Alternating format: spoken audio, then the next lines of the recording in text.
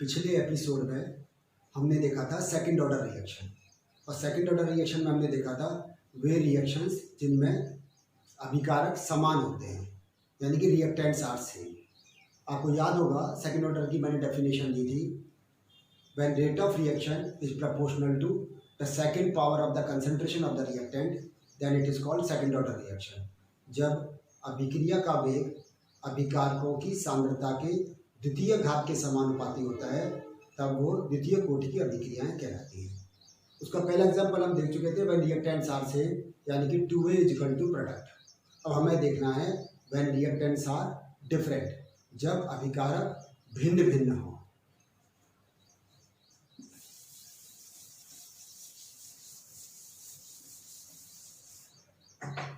When reactants are different, इसका मतलब when A plus B converted into product. दो reactant लेके चले हैं, एक रिएक्टेंट A है, एक रिएक्टेंट B है, और ये प्रोडक्ट में कन्वर्ट हो रहे हैं। Suppose initial concentration at time t is equal to 0, initial concentration of A is A mole per litre and B is B mole per litre and product concentration was 0। माना प्रारंभ में जब t बराबर 0 समय था, A की सांद्रता कितनी है, A मोल प्रति लीटर, और B की सांद्रता B मोल प्रति लीटर, और प्रोडक्ट 0 था। At time t equal to T इसके x मोल डिसोसिएट हो गए, इसके भी x मोल डिसोसिएट हो गए, और ये x बन गए। तो रिमेनिंग कंसंट्रेशन कितनी रह गई इसकी, a माइनस एक्स, इसकी कितनी रह गई b माइनस एक्स, और ये हो गई x। आपको याद हो तो हमने कहा था कि rate of reaction is proportional to the concentration of the reactant only. जो अभिक्रिया का वेग है वो केवल अभिकारकों की प्रारंभिक सांद्रता पर निर्भर करता है। तो dx बाई dt क्या आ जाएगा, is proportional to a minus x और b माइनस एक्स। क्योंकि यहाँ रिएक्टेंट की कंसंट्रेशन है, रिएक्टेंट कंसंट्रेशन a की कितनी है, a माइनस एक्स इस पर t टाइम पर, और b की कितनी है, b माइनस एक्स। तो dx by dt proportional to क्या जाएगा, a minus x b minus x, या फिर dx upon dt is equal to k2 a minus x और b माइनस एक्स, या इसको हम लिख सकते हैं dx upon a minus x b minus x is equal to k2 dt। हमने क्या किया, इस a माइनस एक्स और b माइनस एक्स को इधर ले आए, dt इधर ले गए, तो dx upon a minus x b minus x ये बराबर क्या आ गया, k2 dt। It is called differential form of second order reaction when reactants are different. यह द्वितीय कोटि की अभिक्रिया का अवकलित रूप कहलाता है जब अभिकारक भिन्न भिन्न हो। अब क्या करेंगे इसका, जैसे पहले किया था इंटीग्रेशन लेंगे, taking integration of this equation. इस इंटीग्रेशन से पहले हम एक और काम करते हैं, इसके पार्शियल फ्रैक्शंस बना लेते हैं, यानी कि आंशिक भिन्न बना लेते हैं। तो आंशिक भिन्न जैसे आप जानते हैं, यदि हम यहाँ लिखें 1 upon a minus x b minus x, तो इसके पार्शियल फ्रैक्शन होते हैं 1 upon a minus b, 1 upon b minus x minus 1 upon a minus x. ये इसके पार्शियल फ्रैक्शन होते हैं। जब कभी भी 1 upon a minus x b minus x इसका पार्शियल फ्रैक्शन करेंगे तो क्या आएगा, 1 upon a minus b, 1 upon b minus x minus 1 upon a minus x. तो अब इसकी जगह ये रखना है, तो क्या आएगा, ये इसको समझे, यहाँ जाएगा लिखेंगे मानो dx upon a minus x b minus x, इसको भी कहते हैं dx upon a minus x b minus x. तो ये क्या आ जाएगा, 1 अपॉन a माइनस b, अंदर क्या आएगा, dx upon b minus x minus dx upon a minus x. बात समझ रहे, या क्या dx upon a minus x b minus x, 1 upon a minus b, ये 1 अपॉन a माइनस b, इसका डिफरेंशिएशन किया dx upon b minus x minus dx upon a minus x. इसका क्यों नहीं किया, क्योंकि a initial concentration of the reactant है और b initial concentration of the reactant b है, और ये चूंकि इनिशियल कंसंट्रेशन है और ये कांस्टेंट रहेंगे during the course of reaction, इसीलिए इसका डिफरेंशिएशन नहीं होगा। अब क्या करें, इसका इंटीग्रेशन है, taking integration of this equation. इस इक्वेशन का हम क्या करें, इंटीग्रेशन या फिर हम समाकलन करते हैं। तो देखो क्या आएगा, हाँ तो देखिए इसकी वैल्यू सब्स्टिट्यूट करें, 1/a minus B dx upon b minus x minus dx upon a minus x, और इस वैल्यू क्या था ये k2t, ये हमने वैल्यू सब्स्टिट्यूट कर दी है। अब इसका इंटीग्रेशन करो, तो ये इंटीग्रेशन, इसका भी इंटीग्रेशन और यहाँ इंटीग्रेशन। इसका क्यों नहीं किया, क्योंकि ये कांस्टेंट है, a और b कांस्टेंट है और k2 कांस्टेंट है, इसलिए इसका नहीं किया। तो यहाँ क्या आएगा 1/a माइनस बी, इसका क्या होगा minus logarithm of b minus x, इसका माइनस माइनस क्या हो जाएगा plus logarithm of a minus x is equal to k2t plus c। जैसा कि पहले भी कहा था, इंटीग्रेशन विदाउट लिमिट्स हो रहा है, तो एक हम इंटीग्रेशन कांस्टेंट लगा देंगे जो c होगा। तो यहाँ आ गया 1/a minus B minus logarithm of b minus x minus logarithm of a minus x equal to k2t plus c।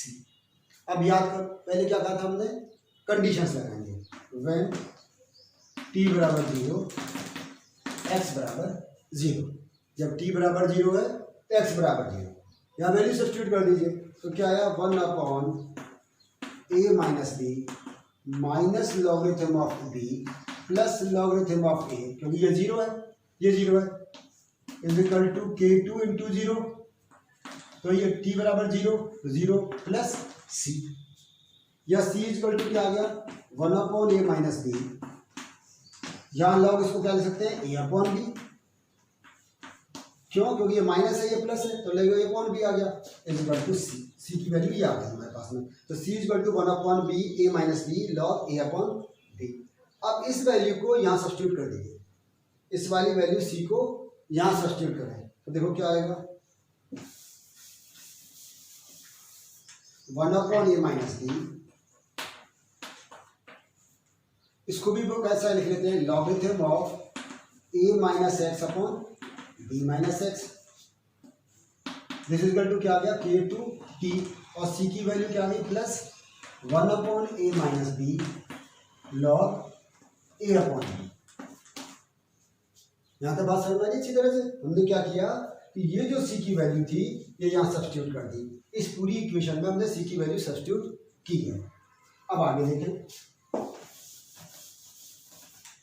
इस k2t को इधर लाते हैं, इसको वैल्यू को इधर ले जाते हैं, तो k2t तो ये ऐसे ऐसे आ गया k2t, ये बराबर क्या आया, ये 1/a minus B a upon B है, तो यहाँ जाकर क्या हो जाएगा ये b अपॉन a, और 1/a माइनस बी को हम कॉमन ले लेते हैं, इसको हमने कॉमन ले लिया, तो अंदर क्या बचा यहाँ पर लॉग b अपॉन a, ये जो a अपॉन b था यहाँ जाकर क्या हो गया ये b अपॉन a, और यहाँ आ गया plus log a minus x upon b minus x, या इनको एक साथ लिखना हो तो हम लिखेंगे k2 is equal to k2t is equal to 1/a minus B log b a minus x upon a b minus x, या इसको हम लिख सकते हैं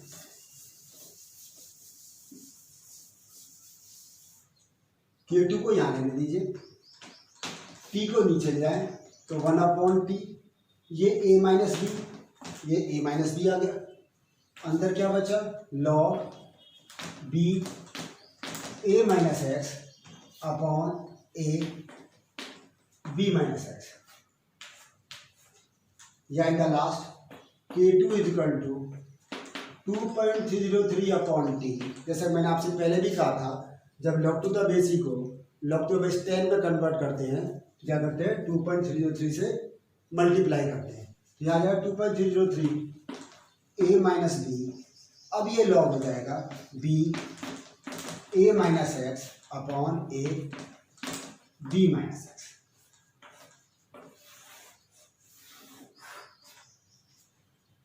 तो क्या समझ आया हमारे कि यदि आपसे कोई कहे कि सेकंड ऑर्डर रिएक्शन का डेरिवेशन निकालिए व्हेन रिएक्टेंट्स आर डिफरेंट, और फिर उसका इंटीग्रेशन फॉर्म निकालना हो, तो क्या आएगा k2 is equal to 2.303 upon t a minus B log b a minus x upon a b minus x.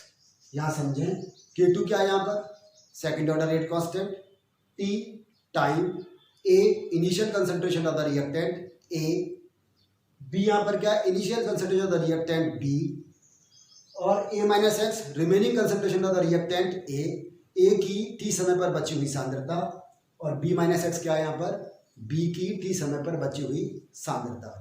तो आपसे अगर कोई कहता है कि दो रिएक्टेंट जब अलग अलग हैं और उनका रेट कांस्टेंट निकालिए, उनकी रेट कांस्टेंट की डेरिवेशन निकालिए, तो आपको लिखना पड़ेगा K2 = 2.03 upon T A minus B log B A minus x upon A B minus x. ये पूरा डेरिवेशन आपको जब एग्जाम में क्वेश्चन आएगा तब लिखना पड़ेगा। और याद हो आपको, हमने जब व्हेन रिएक्टेंट्स आर सेम निकाला था, second order reaction when reactants are same, तब निकाला था K2 = 1 upon t x upon a minus x. तो दोनों को ध्यान से समझ लें, रिएक्टेंट सेम है तब तो आएगा K2 = 1 upon t x upon a minus x, और यदि रिएक्टेंट डिफरेंट है, यानी ए और बी अलग अलग रिएक्टेंट लिए गए हैं, तब आएगा K2 = 2.03 upon T A minus B log B A minus x upon A B minus